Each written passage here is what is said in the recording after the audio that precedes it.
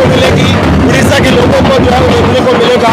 और उड़ीसा में ये यात्रा अब आगे बढ़ेगी, राहुल गांधी की यात्रा अब आगे बढ़ेगी। तस्वीरें मैं आपको दिखा रहा हूँ, उड़ीसा में इस वक्त राहुल गांधी की एंट्री हो रही है। पूरी तस्वीर आप दिखाई, राहुल गांधी पदयात्रा के जरिए उड़ीसा में यहाँ पर शुरुआत कर रहे हैं। वो गाड़ी में बैठ गए हैं, तो यहाँ से गाड़ी के जरिए जो उनकी खुली जीप है उसके जरिए अब यात्रा जो है वो यहाँ से आगे बढ़ेगी।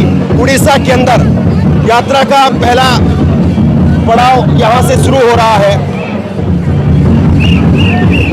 तो उड़ीसा में यात्रा पहुँच गई है, क्या कहेंगे? बहुत बहुत जोश है लोगों के अंदर। यहाँ पर इतने समय से अन्याय हो रहा है और उसके लिए राहुल जी के जो 5 न्याय है वो लोगों को बहुत पसंद आए हैं। मुझे उम्मीद है कि उड़ीसा की यात्रा बहुत अच्छी रहेगी और लोगों के अंदर फिर से जोश आएगा। तो ये तस्वीरें आप देखिए, राहुल गांधी यहाँ पर है और उड़ीसा में एंट्री हुई है। तो उस वक्त में काफिला आप देख सकते हैं, लोग आप देख सकते हैं, क्या लोगों का हुजूम यहाँ पर उड़ीसा में एंट्री के वक्त में, क्या कहेंगे? हम बहुत उत्सुक है। तेज बोलिए थोड़ा। हाँ, हम बहुत उत्सुक है और राहुल गांधी के लिए इतने उड़ीसा के 4 कोटी ओडिया लोग आए हैं यहाँ पर। हाँ। और बहुत उत्सुकता है यहाँ पर, आप देख सकते हैं। जैसे बोलिए। राहुल गांधी जी को उड़ीसा में भव्य स्वागत है।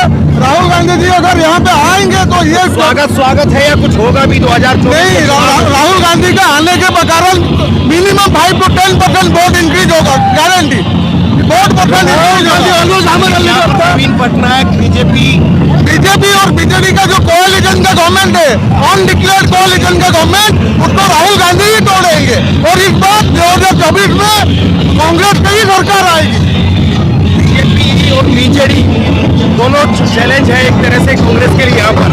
यहाँ पे कोalition गवर्नमेंट चल रहा है, गवर्नमेंट कोalition है, बीजेपी और बीजेडी मिल के काम करती है। तो लोगों को अभी पता चल गया है कि ये दोनों अलग नहीं है, ये दोनों एक ही है। तो बीजेपी और बीजेडी दोनों यहाँ पर कांग्रेस के लिए मेन चैलेंज है। यात्रा से राहुल गांधी कितना कुछ यहाँ पर लोगों के बीच में मैसेज दे पाते हैं, यात्रा से कितना लोगों को अपने साथ जोड़ पाते हैं, ये अपने आप में एक बड़ा सवाल है। लेकिन ये हुजूम बहुत कुछ कहता है, ये तस्वीरें बहुत कुछ कहती है। उड़ीसा के अंदर एंट्री हुई है और कहाँ पर, कौन सी जगह पर है हम लोग? यहाँ पे हम सुंदरगढ़ डिस्ट्रिक्ट में है, वीर महाराजपुर, इसके बाद वीर मित्रपुर, इसके बाद हम राउरकेला जाएंगे, फिर झारसुगुड़ा जाके फिर सुंदरगढ़ में एंड करेंगे। ये रूरल इलाका है, ये कम्प्लीटली रूरल और एसटी बेस्ड एरिया है, शेड्यूल ट्राइब का एरिया है। हाँ, तब इतनी भीड़ उसके बावजूद ये शेड्यूल ट्राइब हमेशा कांग्रेस के साथ थे, है और रहेंगे। इसीलिए हमेशा ये एरिया और राहुल जी को, गांधी परिवार को उड़ीसा के लोग प्यार करते हैं, उनके बलिदान को लोग आदर करते हैं। देखिए आप, तो अब राहुल गांधी का जो काफिला है वो आगे बढ़ गया है और सवाल यही है कि यात्रा के जरिए क्या कांग्रेस पार्टी 2024 का भी कोई माहौल तैयार कर पाएगी? यहाँ पर बीजेपी और बीजेडी दोनों बड़ा चैलेंज है कांग्रेस पार्टी के लिए। और राहुल गांधी से कितना, देखिए, ये जो भारत न्याय यात्रा जो चल रहा है, राहुल गांधी जी कर रहे हैं, ये लोगों को, आदिवासी, दलित, सबके लिए न्याय का यात्रा कर रहे हैं। जैसे उनका कहना है कि वोट यात्रा में भी बदल पाएंगे, जरूर बदल पाएगा, जरूर। 2024 में आप देखिए, लोगों का मन बदल चुका है। जरूर 2024 में कांग्रेस का सरकार सेंटर में भी होगा, उड़ीसा में भी होगा। ये अपने आप में एक बड़ा सवाल है। आप लोकल हैं यहीं से? हाँ, यहीं से हैं आप? हाँ, हम लोग यहीं से। तो राहुल गांधी अभी पहुंचे हैं, उड़ीसा में एंट्री हुई है, कैसे देख रहे हैं आप? बहुत मैंने कभी सोचे नहीं थे हम लोग कि वो यहाँ आएंगे बोल के, लेकिन एक हम लोग का सपना था उनसे मिलने का, लेकिन मिल नहीं पाए। लेकिन देखे, उनका फोटो भी लिए, सेल्फी भी लिया, अच्छा लगा उनको देख। तो बस केवल उतनी भर खुशी है या आपको लगता है कि वोटों के तौर पर भी लोग जो है वो राहुल को साथ दे पाएंगे? केवल भीड़ देखने के लिए लोग आए हैं? नहीं, सब साथ देंगे यहाँ पर, उनके साथ हम लोग सारे यूथ वाले साथ और वो आगे बढ़े। ये वोटों के तौर पर भी दिखेगा, केवल लोग भीड़ के लिए आए हैं? नहीं, पहली बार राहुल गांधी पहली बार उड़ीसा आए हैं, तो सबको के मन में एक यूथ नेता को देखने के लिए बहुत एक्साइटेड, प्लस वो लोग मतलब देश के लिए एक जवान नेता की जरूरत है, तो सबको उसी मकसद से आए कि इसीलिए उस साथ हैं।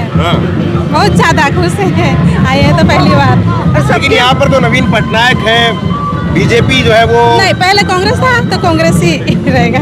अच्छा, क्या ये तस्वीर आप देखिए राहुल गांधी की यात्रा की, और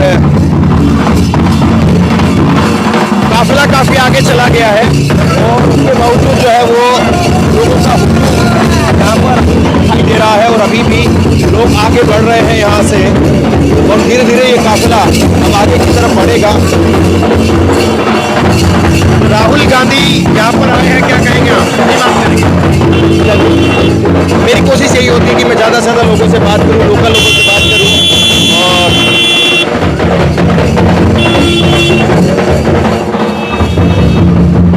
क्या नाम हुआ आपका? क्या नाम हुआ आपका? Yasir Nawaz, NSY state president Orissa. क्या ये केवल जो है वो भीड़ है या वाकई जो है वो लोगों का हुजूम आप देख रहे हैं? क्या क्या मैसेज क्या समझ पा रहे हैं? देश में एक ही नेता जो राहुल गांधी हमेशा स्टूडेंट का आवाज छू के खड़े हैं। स्टूडेंट का समस्या के जब कोई दिल समझा है वो राहुल गांधी समझे हैं, और उड़ीसा देश में NSY ऐसा संगठन है हमेशा स्टूडेंट हक के लिए लड़ाई किया आपको है। NSY के लीडर हैं इधर? 5 न्याय के लिए राहुल जी जो यात्रा कर रहे हैं, सारा उड़ीसा का स्टूडेंट समाज आज राहुल जी के साथ खड़ा है। उनका इस प्रोग्राम को एक्सेप्ट करके उनके साथ समर्थन दिया है, और जिस तरह स्कॉलरशिप को बंद कर दिया जाता है बीजेपी के तरफ से, जिस तरह रिजर्वेशन को बंद कर दिया जाता है ट्राइबल स्टूडेंट सबका, जिस तरह स्टूडेंट का फीस बढ़ती जा रही है, कॉलेज इलेक्शन बंद हो जा रही है, टीचर लेक्चर का समस्या है, पढ़ाई का माहौल नहीं है, हर जगह नफरत, हर कॉलेज से नफरत फैलाया जा रहा है। क्या क्या राहुल जी पहुंचे हैं उड़ीसा में झारखंड से, क्या देख रहे हैं लोगों का हुजूम? एक कारवां निकल पड़ी है। 9 से 90 का जो हम लोग का मिशन है सरकार बनाने का, वो ज़रूर बनाएंगे, एंड 10 से 12 सांसद चुन के दिल्ली भेजेंगे और राहुल जी को प्रधानमंत्री बनाएंगे। लेकिन यहाँ पर बीजेपी और बीजेडी जिस तरह से जुगलबंदी रहती है तो मुश्किल तो बहुत है। बिल्कुल, इसलिए तो एक ही विकल्प है, वो कांग्रेस पार्टी है, एंड हम लोग समझ गए हैं, लोग समझ गए हैं बीजेपी बीजेडी एक है, एंड उन दोनों के खिलाफ बहुत एंटी इनकम्बेंसी से हम लोग वापस सरकार में आ रहे हैं। लेकिन नवीन पटनायक जिस तरह से साइलेंट रहते हैं वो तो अभी, और एक लंबी राजनीति उनकी हुई, तो ऐसे में आपको क्या होप है? नवीन पटनायक का टाइम हो गया है, 25 साल बहुत लंबा अर्सा होता है, एंड अभी एक चेंज आएगा।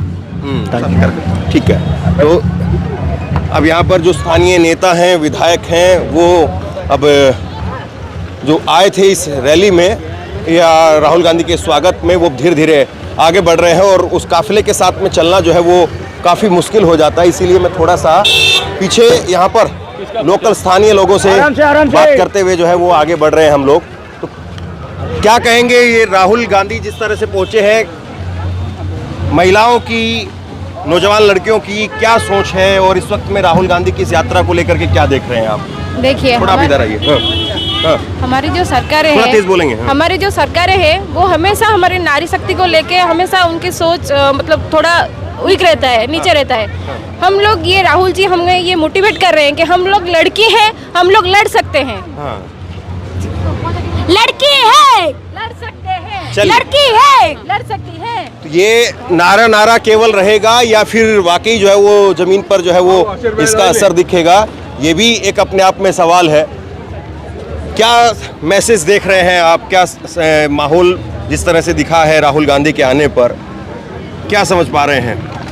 जो माहौल आपने देखा, मैंने यही माहौल देखे हैं, और कांग्रेस और राहुल गांधी का नेतृत्व पर ज़्यादा आकर्षण सृष्टि हो गया है देश में, और जो बात बता रहे हैं सही बात बता रहे हैं, किसान का बात बता रहे हैं, श्रमिक का बात बता रहे हैं, कृषक का जो होता है, युवक का बात। लेकिन बीजेपी 400 पार का, नरेंद्र मोदी कल ही 400 पार का जो है वो नारा दे रहे हैं। तो इसलिए तो उनका खत्म हो जाएगा पॉलिटिक्स। जो जितना कैलकुलेशन करता है, जितना अहंकार रखता है, अहंकार में वो खुद डूब जाता है, और डूब जाएगा। हाँ, तो यही जो है वो बड़ा सवाल है कि एक तरफ जो है वो बीजेपी और बीजेडी, यहाँ पर कांग्रेस के सामने एक बड़ा चैलेंज है, और ऐसे में नरेंद्र मोदी और नवीन पटनायक की जिस तरह से जुगलबंदी देखने को मिलती है, तो ऐसे में कांग्रेस के लिए उड़ीसा में क्या स्पेस है, ये सवाल है। ये आपने जो बोला ना, उन लोग इतना मजबूत नहीं है, उनका मजबूती सिर्फ पैसा में है, ब्लैक मनी। इधर का माल उधार करते हैं, गरीबों को चूसते हैं और बोलते हैं कि गरीब के लिए हम काम करते हैं। कांग्रेस एक ही पार्टी है जो गरीब के लिए फाइट करता है, करता रहेगा, मरते दम तक कांग्रेस फाइट करेगा। और राहुल जी हमारा देश का 100% भविष्य है। 2024 में मोदी सिर्फ जाएगा जाएगा जाएगा। जुमला का अंत तो होगा।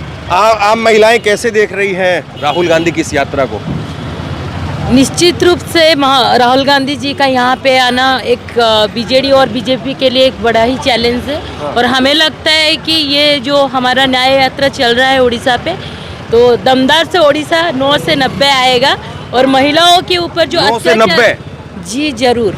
बोलने में ही अपने आप में बहुत बड़ा दिखता है, करने में तो फिर और तेलंगाना में जरूर आएगा। तेलंगाना में अगर आ सकता है तो उड़ीसा में क्यों नहीं आ सकता है? डेफिनेटली आएगा। और राहुल जी अभी इसीलिए आए हैं ना, उसका प्रभाव से जरूर आएगा। Thank you. ये मैं राष्ट्रीय प्रवक्ता हूँ पहले। अच्छा, हाँ, क्या नाम हुआ आपका? Doctor Hamid Hussain, TV channels में आता तो ये प्रधानमंत्री तो कह रहे हैं 400 पार। नहीं, वो तो बिल्कुल झूठ बोल रहे हैं। मुझे बताइए ना, साउथ में 150 सीट है, वो तो आप गया। यहाँ कह रहे हैं 9 से 90। नहीं, सुनिए, मैं पहली बात, आप जो सवाल पूछ रहे हैं 400, कहाँ से 400 आएगा? पूरा साउथ में 160 सीटें हैं। 160 सीटें में इनके 5 सीटें भी नहीं आ रही है, सबको पता है।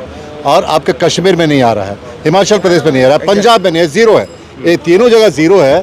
तो आपका 170 में जीरो है, तो 400 हुआ कहाँ से आपको? तो लड़ाई तो बाकी सीटों में है ना।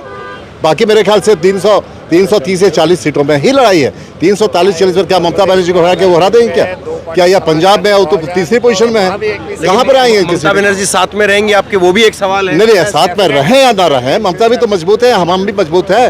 बीजेपी वहाँ मुश्किल से 6-7 सीटें में आई, उससे ज्यादा तो नहीं आई। तो आपको 400 सीटें आई कहाँ से?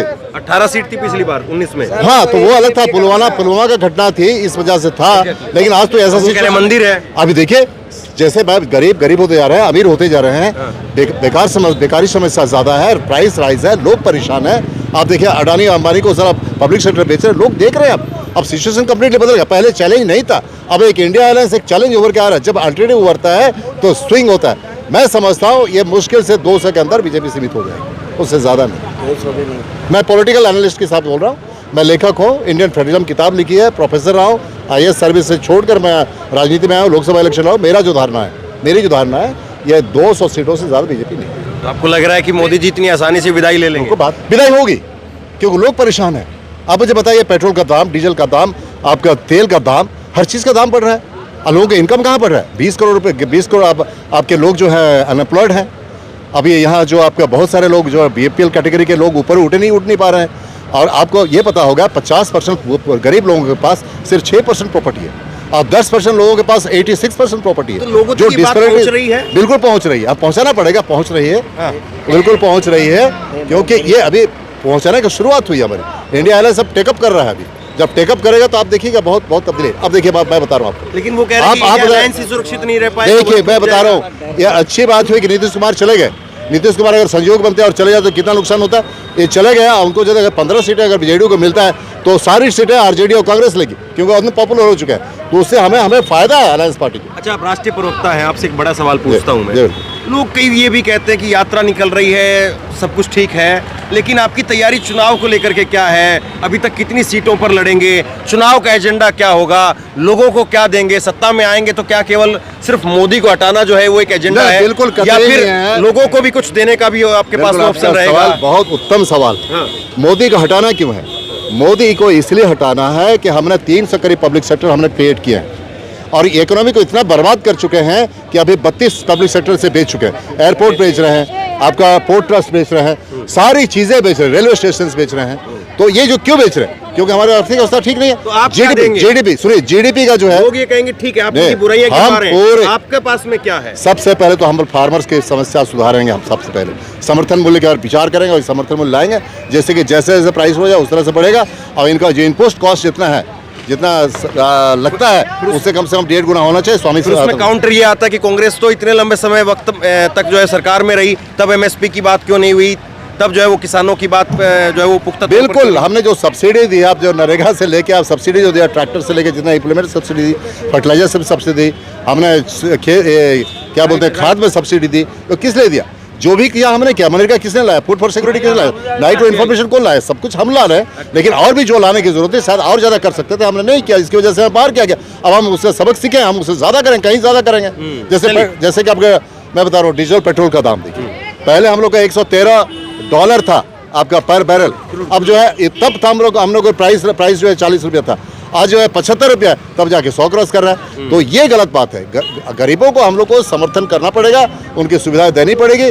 गरीब, मजदूर, महिलाएं, युवक, खास करके एम्प्लॉयमेंट अपॉर्चुनिटी हम लोग क्रिएट करना पड़ेगा। एम्प्लॉयमेंट अपॉर्चुनिटी देखिए, आप बता रहा हूँ, मैं डिफेंस में डायरेक्टर था, आज के दिन में 15 लाख वैकेंसीज हैं, क्यों फिलअप नहीं करते हैं? रेलवे में इतने सारे वैकेंसी क्यों फिलअप नहीं करते?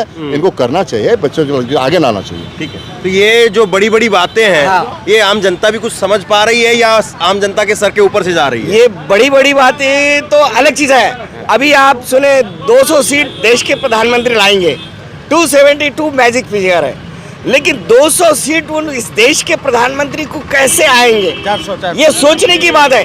जो 10 साल से जो लोग सफरिंग पे है हर विषय पे, नॉट ओनली नोटबंदी, बेरोजगारी, उसके बाद 19 का चुनाव हो गया, फिर 2019 का चुनाव तो हो चुका है। 2019 का में नोटबंदी हुई, 410 नहीं, नोटबंदी नहीं है। आप कोविड-19 का पीरियड देखिए, कोविड-19 क्या चीज है?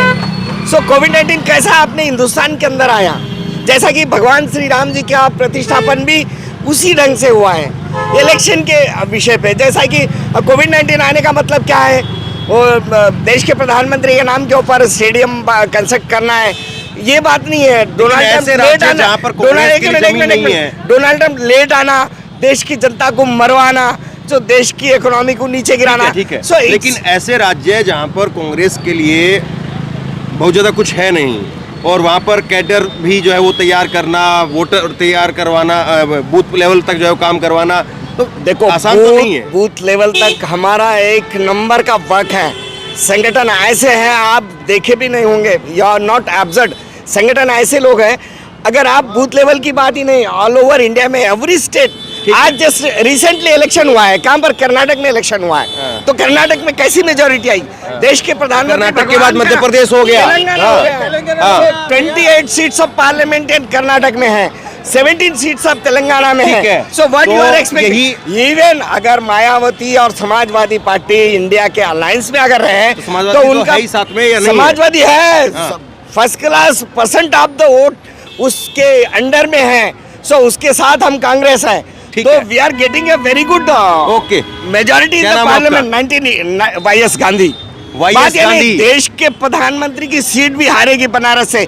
अगर वो बहुजन समाज पार्टी अगर गेम नहीं खेलती इंडिया से अगर बहुजन समाजवादी पार्टी मायावती अगर गेम में इन्वॉल्व नहीं होती, इंडिया के अलायंस में अगर आ गई, तो वी विल गेट 80 के 80 सीट्स। ठीक है, तो यही बड़ा सवाल है, यही बड़ा सवाल है कि यात्रा तो निकल रही है, लेकिन यात्रा के साथ साथ क्या राजनीति की जो जमीन है वो भी तैयार हो रही है, या उसको भी उथल पुथल करके उसमें बीज डालने के लिए जो है वो जमीन को जो है वो तैयार किया जा रहा है? ये भी अपने आप में एक सवाल जो है जरूर पूछा जाएगा, क्योंकि यात्रा केवल जो है वो एनजीओ टाइप से नहीं है, बल्कि राजनीतिक यात्रा, तो उसमें राजनीतिक सवाल भी पूछे जाएंगे।